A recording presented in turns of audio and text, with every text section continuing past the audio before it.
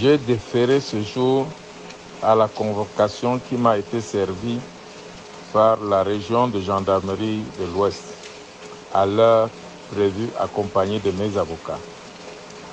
J'ai été surpris d'apprendre que je n'étais pas attendu parce que le procureur aurait donné instruction à la région de reporter mon audition à une date ultérieure.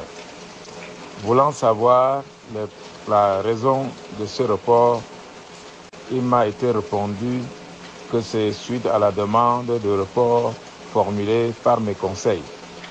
Or, mes conseils ont demandé un report pour le compte du président national qui est absent du pays, encore que son audition devait avoir lieu demain et la mienne aujourd'hui.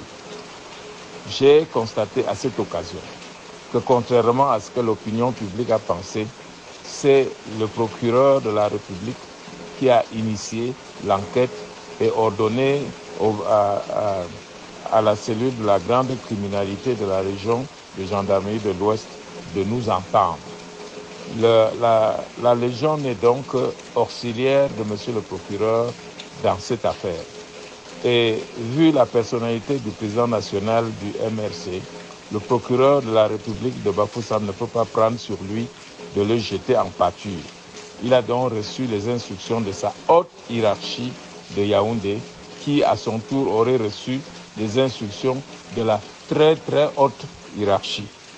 Nous notons tout simplement que l'amateurisme avec lequel les gens veulent traiter les sujets politiques en mêlant tout montre la fébrilité du pouvoir. J'ai profité dans le petit entretien que nous avons eu pour passer le message selon lequel, contre vents et marées, Kamto sera candidat et sera élu.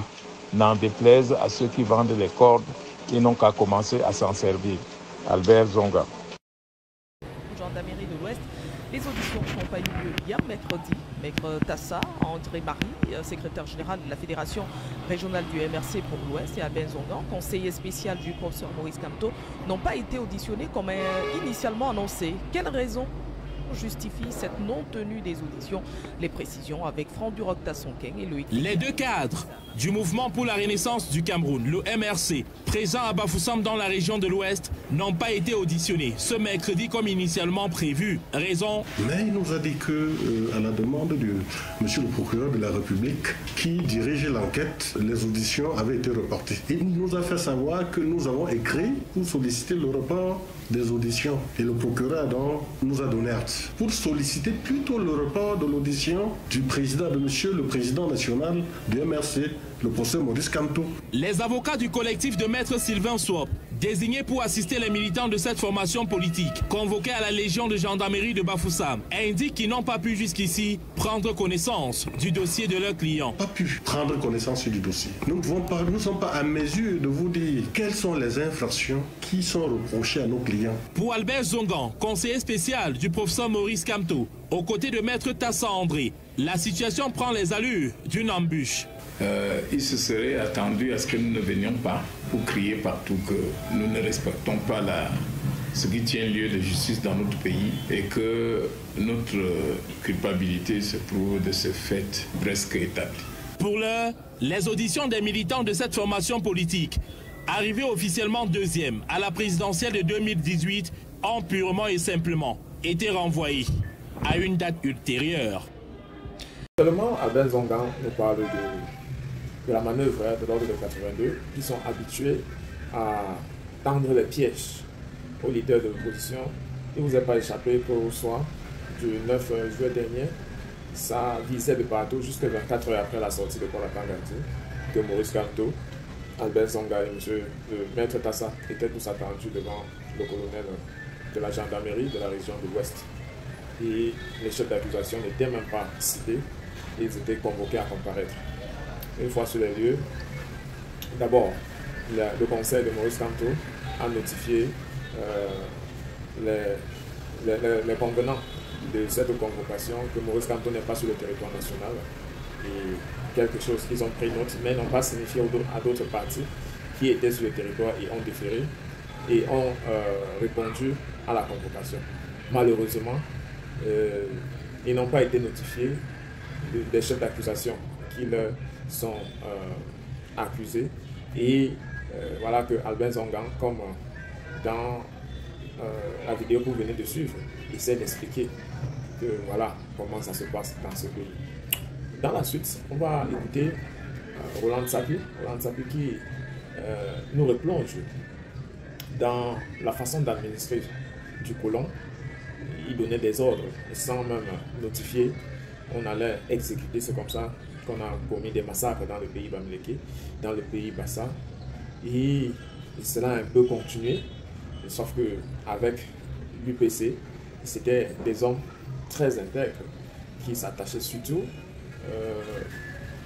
à leur masculinité. Masculinité, je convoque ce terme en ce moment parce que lors de la chronique du docteur Alexis Mono, il doit certainement parler de ça pour regretter le fait que des hommes bien éduqués s'assoient et un homme qui a peut-être la responsabilité mais dit des choses moins sérieuses et qu'il n'y a personne dans la salle qui peut se lever et voilà, poser un argument concret de peur de se voir censuré.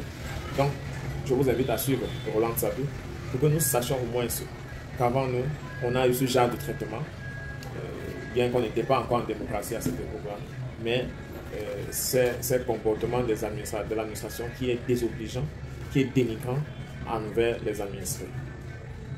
11 ans après la proclamation de l'indépendance, le président de la République française, Georges Pompidou, s'apprêtait à se rendre au Cameroun.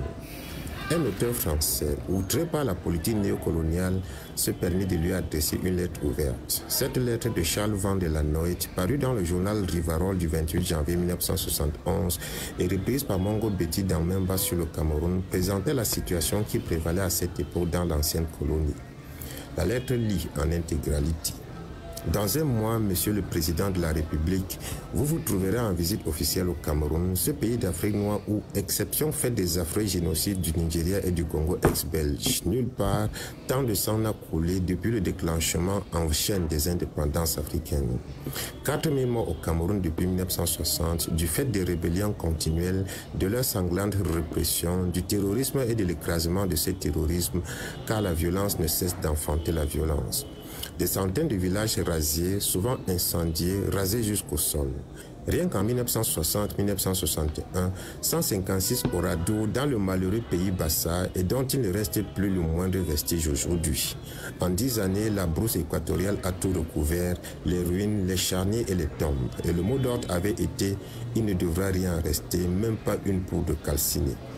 Des milliers de déportés politiques à temps ou à vie, dont beaucoup sont morts en déportation et dont on n'a plus jamais entendu parler, sans jugement, sans procureur, sans avocat, sans témoin, sans greffier et sans juge. Car au Cameroun, c'est la norme. Sur une dénonciation anonyme et calomnieuse, la police vient à 3 h du matin, se saisit d'un homme qui, menotté, les mains derrière le dos, est jeté dans un camion au milieu des pleurs de sa famille à laquelle on impose le silence. Et cet homme, nul ne le reverra plus jamais. Souvent, il ignore même de quoi il est accusé.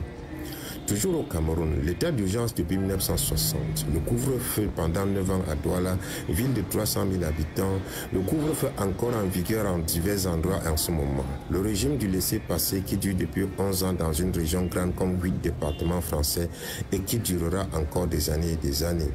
Les contrôles policiers incessants, vexatoires, insolents, assortis pour ce qui concerne les Noirs de vol de marchandises, de chantage, d'extorsion.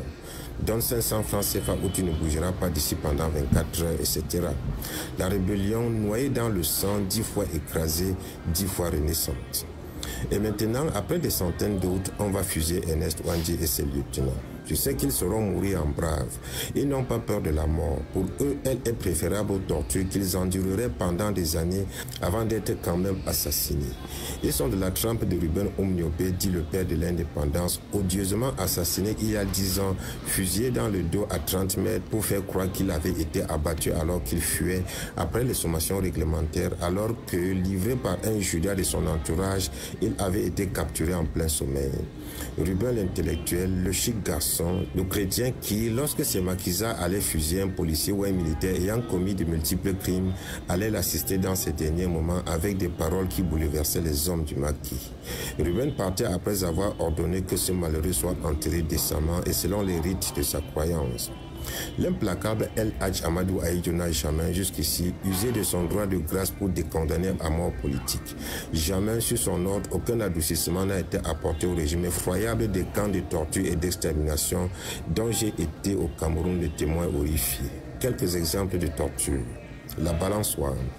Les patients, tous menottés, les mains derrière le dos et entièrement nus, dans une pièce à peine éclairée, sont tour à tour attachés, la tête en bas par les deux gros orteils avec des fils de fer qu'on serre avec des tenailles et les cuisses largement écartées. On imprime alors un long mouvement de balançoire sur une trajectoire de 8 à 10 mètres. À chaque bout, un policier ou un militaire, muni de la longue chicotte rigide d'1 mètre, frappe d'abord les fesses, puis le ventre, visant spécialement les parties sexuelles, puis le visage, la bouche, les yeux. Le sang gicle jusque sur les murs et se répand de tous côtés. Si l'homme est évanoui, on le ranime avec un seau d'eau en plein visage. L'homme est mourant quand on le détache et l'on passe au suivant. Vers 3 heures du matin, un camion militaire amène au cimetière les cadavres. Une équipe de prisonniers les enterre, les sanglants dans un grand trou. Si un des malheureux respire encore, on l'enterre vivant. Le bac en ciment. Les prisonniers nus sont enchaînés accroupis dans des bacs en ciment avec de l'eau glacée jusqu'aux narines pendant des jours et des jours. Un système perfectionné de fils électriques permet de faire passer des décharges de courant dans l'eau des bacs. Un certain nombre de fois dans la nuit, un des geôliers pour s'amuser met le contact. On entend alors des hurlements de damnés qui glacent de terreur les habitants loin à la ronde. Les malheureux dans leur bac en ciment deviennent fous. Oui, j'affirme que cela se passe depuis des années, notamment au camp de torture et d'extermination de Manengumba par Konsamba. Fin de citation. Ainsi se sont écrites les pages de l'histoire du Cameroun que les générations se doivent de savoir, car comme le rappelle la volonté Alain Foucault, un peuple sans histoire est un peuple sans âme.